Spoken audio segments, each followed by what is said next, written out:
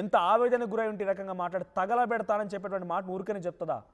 తనకి అవకాశం వచ్చి సీఎం అయితే కనుక ఈ పీఎల్ అందరిని కూడా తగలబెడతానంటోంది. ఎంత ఆవేదనకు గురై ఉంటే మాట్లాడుతుంది. నేను తప్పు పట్టట్లేదు. ఇంకా ఒక మాట చక్కగా మాట్లాడుకొచ్చింది ఆ మహిళ. ఏమన్నదనంటే ఎమ్మెల్యేల పీఎల్ డైరెక్ట్గా ఏమనుకుంటారంటే సీఎం చెప్తే ప్రపంచం మొత్తం కంట్రోల్ అవుతుంది, కానీ ఆ సీఎమే ఈ పీఏ చెప్తే ఆగిపోతాడనే మాటను మాట్లాడుకొచ్చింది. చూసారా? ఈ అహంకారం పీఎల్లో కూడా ఉన్నది. ఈ అహంకారం ఆ పీఎల్లో కూడా ఉన్నది. సీఎం అయితే ఏంటి, ఎవరికి గొప్ప, నేను చెప్తే ఆగిపోతాననే అహంకారం ఆ పీఎల్లో ఉన్నది. ఎమ్మెల్యేల పర్సనల్ సెక్రటరీలో, పర్సనల్ అసిస్టెంట్లో వాళ్ళలో ఉన్నది. ఆయనే ఎమ్మెల్యే అయితే నేను చెప్తే ఆగిపోతాను, నేను చెప్పింది నడుస్తుంది, లేదని చెప్పిన రకంగా వాళ్ళు బిహేవ్ చేసి వాళ్ళ అహంకారం వాళ్ళలో ఉన్నది. మీరు కామెంట్ చేయండి. ఇక్కడ ఈ కామెంట్స్లో కామెంట్ వచ్చింది, రాజశేఖర్ తేజావత్ అంట, చాలా బాగా చెప్పారు, గుడ్, సూపర్ అక్క, అండ్ ధైర్యానికి మెచ్చుకోవాలి, కరెక్ట్ చెప్పారని కామెంట్ వచ్చింది. మీరు ఎప్పుడైనా ఈ విధంగానే సమస్యను ఫేస్ చేస్తుంటే ఏ ఎమ్మెల్యే దగ్గర ఫేస్ చేశారు, మీ సమస్య అంటే కూడా కామెంట్ చేయండి. ఎందుకంటే ఈ ప్రపంచానికి కూడా తెలవాలి ఏ ఎమ్మెల్యే ఆ సమయం ఇస్తున్న ప్రజలకి, ఏ ఎమ్మెల్యే సమయం ఇవ్వడం లేదనేది. వాళ్ళు ఒకవేళ ఇద్దామనే ఆలోచనలో ఉన్న ఈ పిఏ వాళ్ళు అడ్డుపడతారు. వాళ్ళ దగ్గర ఉన్నటువంటి కింది స్థాయి పిఏలు అడ్డుపడతారు. వీళ్ళ అహంకారం మరి విపరీతంగా ఉంటుంది. మా ప్రతినిధి మధు సిద్ధంగా ఉన్నారు.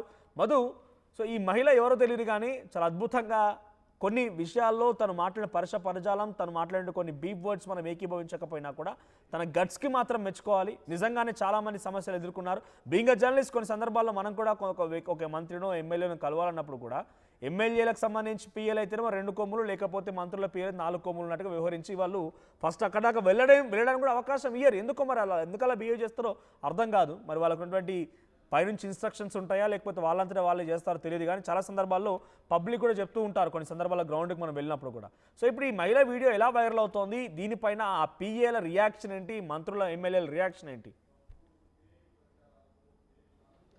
ఎగ్జాక్ట్లీ, ఎలక్షన్లు రాగానే ఓట్ల కోసం మాత్రం ఇంటింటికి గడపకి ప్రతి ఒక్క ప్రజల్ని, ఓటర్ని టచ్ చేసే ప్రయత్నం చేస్తారు. ఇది ఒక్క పార్టీకి సంబంధం లేదు, అన్ని పార్టీలకు సంబంధించిన నాయకులు ఇట్లనే ఉన్నారు అనేటువంటిది కూడా ఆమె చెప్పే ప్రయత్నం చేసింది వీడియోలో.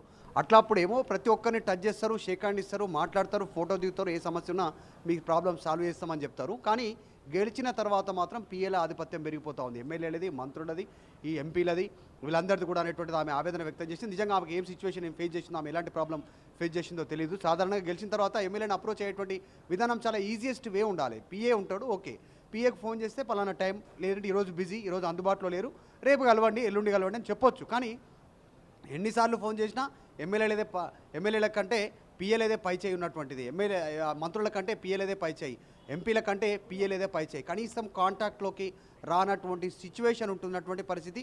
సాధారణంగా గెలిపించిన వాళ్ళు లైటో, డ్రైనేజో, రోడ్డో, పెన్షనో, ఇందిరమ్మ ఇండ్లో, లేకుంటే రేషన్ కార్డో, ప్రభుత్వ పథకాలు, తర్వాత ఆసుపత్రికి సంబంధించి ఆరోగ్యశ్రీయో, ఇంకా అనేక పథకాలు ఉంటాయి. దాంట్లో ఏదో రకంగా లబ్ధి కోసం, ఫీజు రియంబర్స్మెంటో, ఓవర్సీస్ స్కాలర్షిప్ కోసమో ఏదో ఒక సందర్భంలో కలిసే ప్రయత్నం చేస్తారు. లేకుంటే స్కూల్లో, ప్రైవేట్ స్కూల్లో ఫీజు తక్కువ చేయమనో, లేకుంటే ఆసుపత్రిలో బిల్లు తక్కువ చేయమనో, లేకుంటే పలానా వ్యక్తులు వేధింపులు చేస్తూ ఉన్నారు, పోలీసులకు చెప్పినా సాల్వ్ అవ్వట్లేదు, ఎమ్మెల్యేతో ఫోన్ చేస్తే సాల్వ్ అవుతుందనో, లేకుంటే మా భూమి కబ్జా అవుతుందనో, ప్లాట్ కబ్జా అవుతుందనో, ఇలా అనేక అంశాలు ఉంటాయి ఎమ్మెల్యేను ప్రయత్నం చేసేటువంటి. దాంతోపాటు వ్యక్తిగత కారణాలు కూడా ఉంటాయి. వ్యక్తిగతంగా ఎమ్మెల్యేని కలిసి, మంత్రిని కలిసి, ఎంపీని కలిసి వాళ్ళ బాధలు చెప్పుకునేటువంటి అవకాశం ఉండాలి. కానీ అవి లేకుండా పిఏలు అడ్డుకుంటున్నారు. అసలు వాళ్ళు ఓడిపోవడానికి రీజనే వీళ్ళు ఎమ్మెల్యేలు, ఎంపీలు, మంత్రులు కోట్లు ఖర్చు పెట్టి ఆస్తులు అమ్మి గెలుస్తూ ఉంటే నెక్స్ట్ టైం గెలవకుండా దానికి రీజనే ఈ పిఏలు అనేటువంటిది.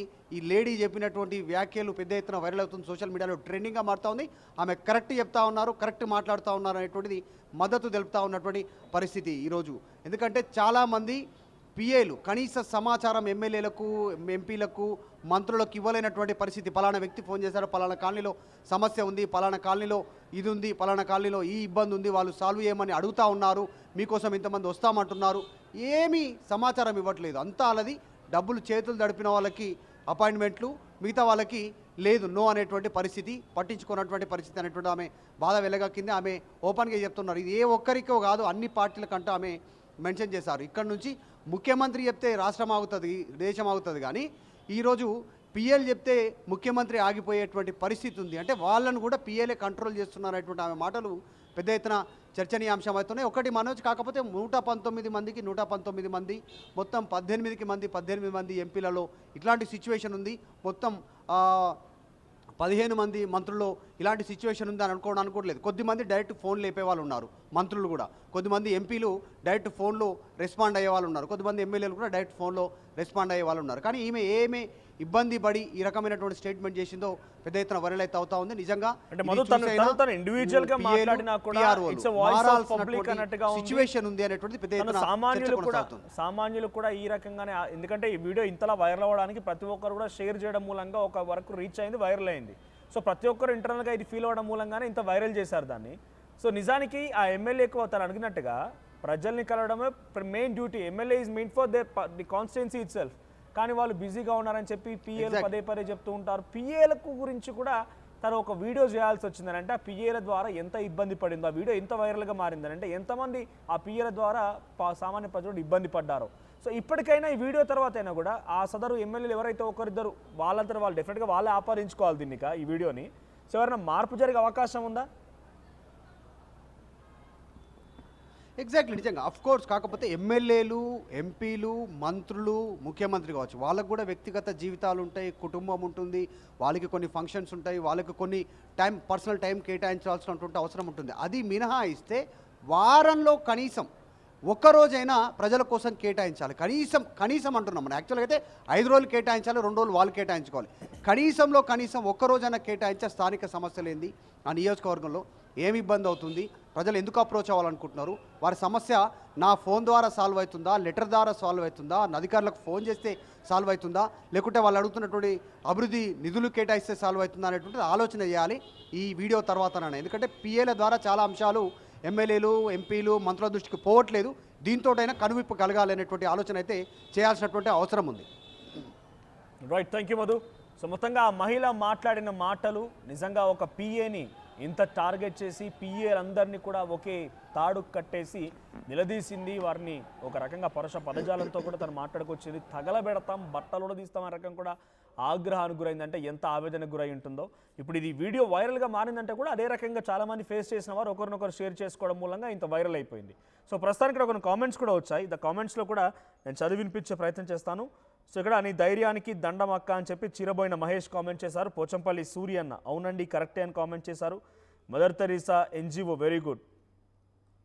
పిఏల పెత్తనం ఎమ్మెల్యే ఎంపీలు గ్రహించాలి, లేకపోతే ఓడిపోతారు, ప్రజల కోపాన్ని చూస్తారని చెప్పి లింగయ్య కోడి ఆయన కూడా కామెంట్ చేశారు.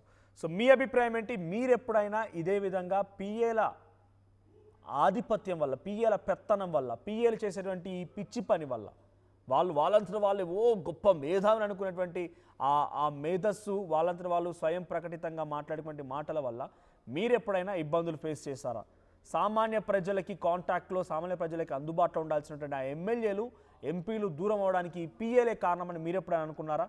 మీ అభిప్రాయాన్ని కామెంట్ చేయండి. మీరు ఎక్కడ ఈ సమస్యను ఫేస్ చేశారు, ఆ సమస్య ఎక్కడ, ఏ ఎమ్మెల్యే దగ్గర కూడా కామెంట్ చేసే ప్రయత్నం చేయండి. అప్పుడు కానీ ఆ ఎమ్మెల్యేకు అర్థం అవ్వదు ఈ పిఏ వల్ల ఎంత ఇబ్బంది పడుతున్నాడు అనేది.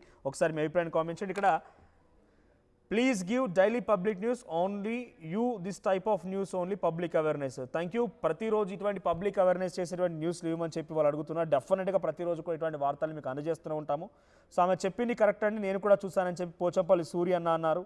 సో అందరి పిఏలు అంతే సార్ అని చెప్పి రాజశేఖర్ తేజావత్ అంటున్నారు. నిజంగానే ఇందాక చెప్పినట్టుగా ఐ డూ యాక్సెప్ట్, నేను తన మాటలకి హ్యాట్స్ ఆఫ్ చెప్తున్నా. తను మాట్లాడేటువంటి కొన్ని అసభ్య పదజాలానికి లేకపోతే కొంత ఆగ్రహానికి గురయ్యేటువంటి మాటలు తప్ప మిగిలింది తన ఉద్దేశం ఏంటి అనేది మాత్రం నాకు అర్థమైంది. ఆ విధంగా నేను హ్యాట్స్ ఆఫ్ చెప్తున్నా.